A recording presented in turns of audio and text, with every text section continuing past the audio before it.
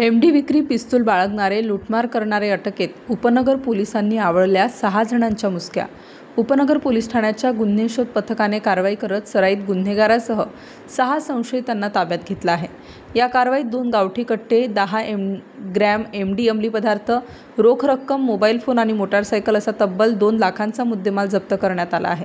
या मोहिमेत ट्रक चालकाला लुटणारा आरोपी आणि नशेसाठी चाकूचा धाक दाखवून जबरी चोरी करणारे संशयित आरोपीही ताब्यात घेतले असल्याची माहिती पोलीस उपायुक्त किशोर काळे यांनी दिली। उपनगर पोलिसांच्या गुन्हे शोध पथकातील पोलीस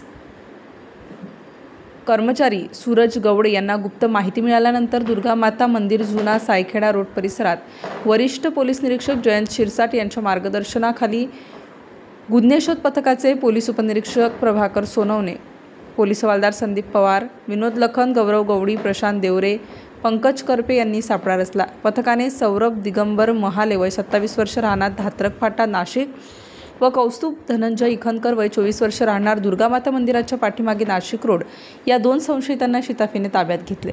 त्यांच्या अंगझडतीतून 5 ग्रॅम एमडी, रोख 9,000 रुपये, मोटारसायकल आणि मोबाईल असा एकूण 1.18 लाखांचा मुद्देमाल मिळून आला।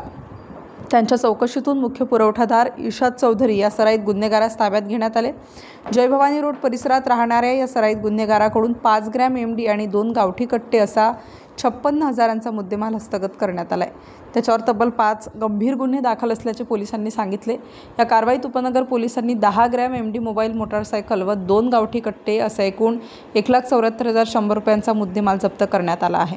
पोलीस आयुक्त संदीप कर्णिक, उपायुक्त किशोर काळे आणि सहाय्यक आयुक्त डॉक्टर सचिन बारी, वरिष्ठ पोलीस निरीक्षक जयंत शिरसाट यांच्या मार्गदर्शनाखाली ही कारवाई करण्यात आली। स्टार न्यूजसाठी जाकीर शेख, नाशिक।